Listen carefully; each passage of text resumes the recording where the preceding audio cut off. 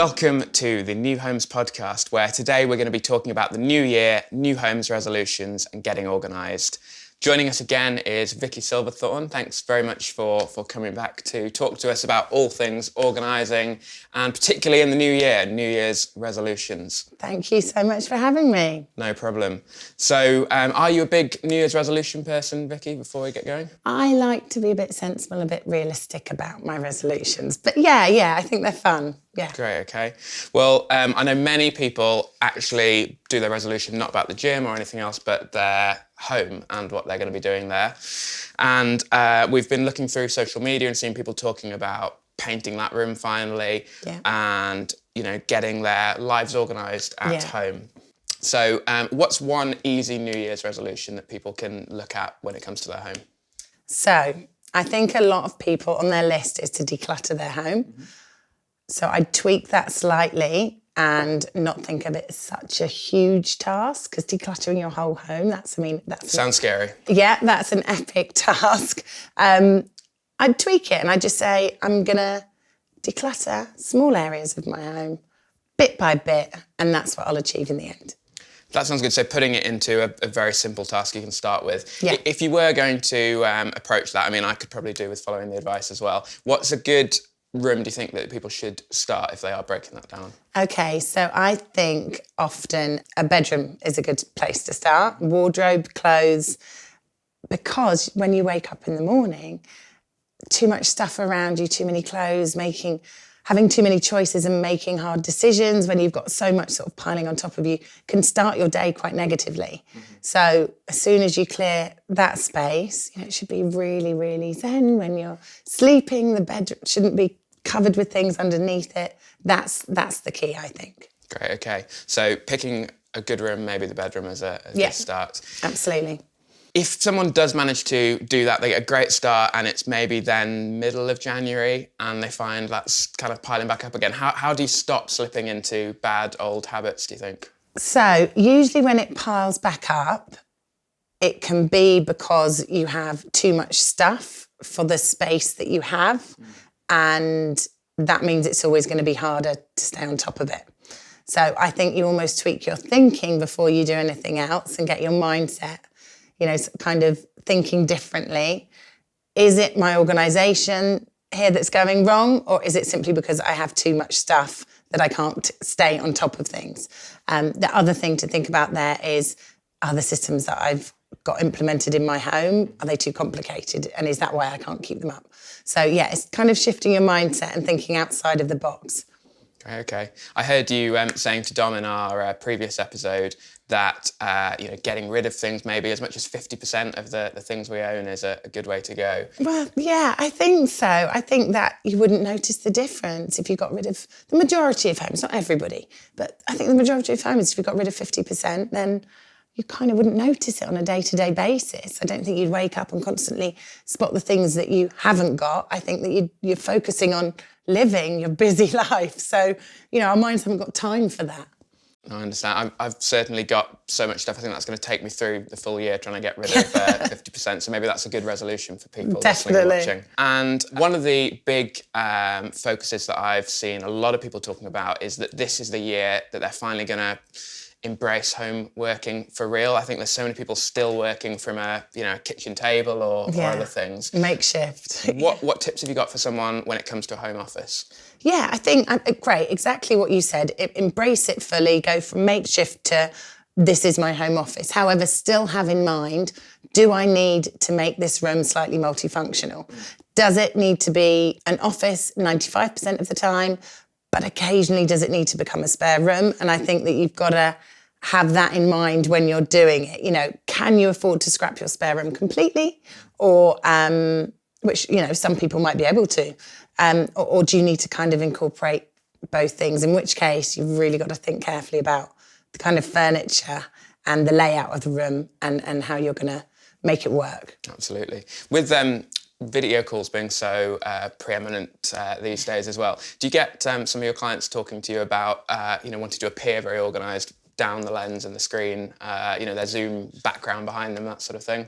Yeah, it's interesting you say that actually, because when I have inquiry calls, if they're video calls, you can kind of tell which clients definitely need us and which ones because they'll blur out the background. Okay. And if they've blurred out the background, I kind of immediately ask them to turn it off again because I want to see why. Right, okay. But yeah, definitely that's had an impact. As we saw in the media, some people have got into a bit of trouble depending on what was on their shelves, and it's a permanent backdrop now. So yeah, that's often, I think it's shelfies is the word.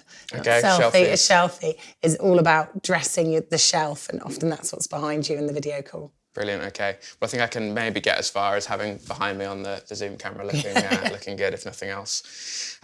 What about home office often comes with things like printers and big paperwork and files and all that. Yeah. How do you find the right storage solution for those items? I mean, the best thing possible would be having furniture that's made bespoke. So it's made for exactly what you need, and then you can kind of start getting clever. Having drawers that fit certain items that you've got. I've got a really slimline printer, which I don't want a big printer out. I don't use it enough. Many people don't anymore.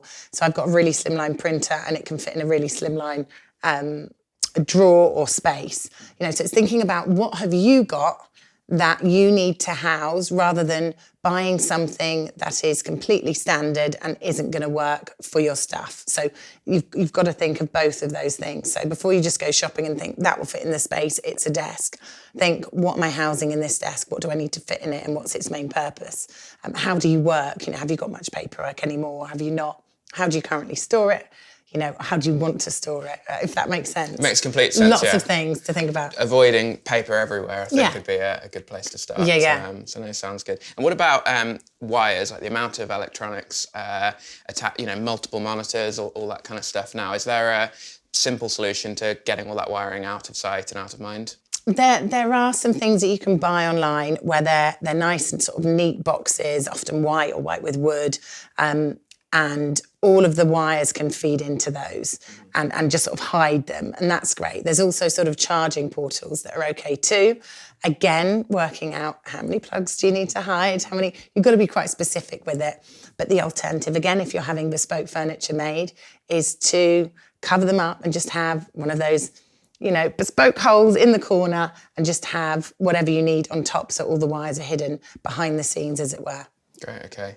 I like that approach of hiding, but I know one of the things I see sometimes is more that open approach and things on site. And have you got a view that might be helpful for listeners and viewers on that? Yeah, I do have, I sort of do have an opinion on that, which is, I think it depends how you work. There are many people that will put things behind closed doors, pile them up, and it will stress them out so much that they almost don't want to then go back in those cupboards and drawers. So in that way, I think that open shelving can work really well for a lot of people, as long as you have implemented a system that is very easy to keep up and that you can keep it up so that it's not constantly looking messy and then impacting your headspace, if that makes sense. So if you can keep it up, open shelves, absolutely. If not, I think tidy, neat drawers or cupboards. So, Vicky, I moved into my Redrow 4.5 years ago now, and I'm ashamed to admit I still have one, maybe two boxes tucked away in the back of the garage somewhere that I've not quite got to from moving yet. Help, please. How can I get the motivation to go in there and explore and find a place for these things? Yeah, and firstly, I don't think you're alone at all. I think many people have boxes that they haven't unpacked. My first question would be, do you have any idea what's in them? None at all, no. Mystery. Right, so you've got to treat it as a surprise. And also, often it's never as bad as we think. Like, imagine if you opened up the box and it was just a cushion. That would be fantastic.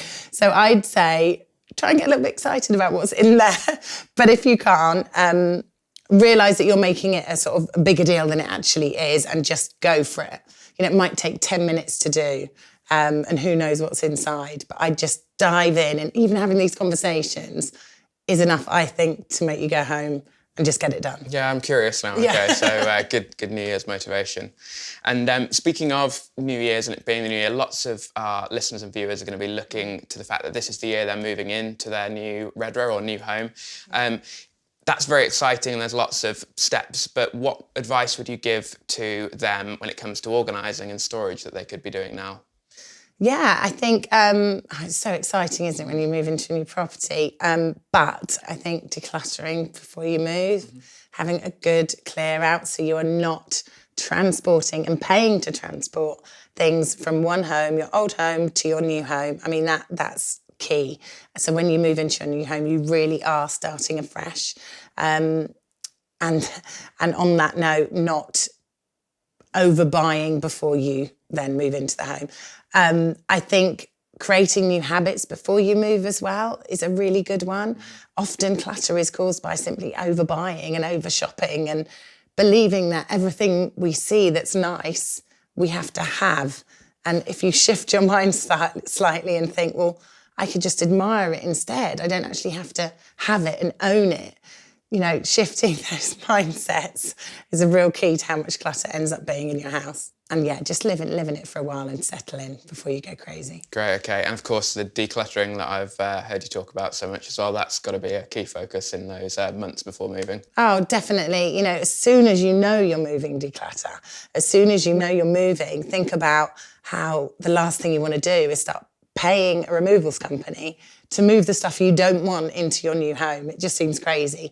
But also then having to deal with it the other end. It makes no sense. So yeah, even a little trickle, a little bit at a time, start the decluttering process. Yeah, it makes so much sense when you talk about it. I think that might be why I've ended up with boxes 4.5 years later. Yeah. So there we go. Brilliant. Well, that's all we've got time for, but thank you so much, Thank Vicky. you. It's been really good chatting to you. For more great tips and advice from Vicky, do head to our social channels and the website where you'll be able to find plenty more tips and guides. Thanks very much for watching and listening. We'll see you next time. Thank you.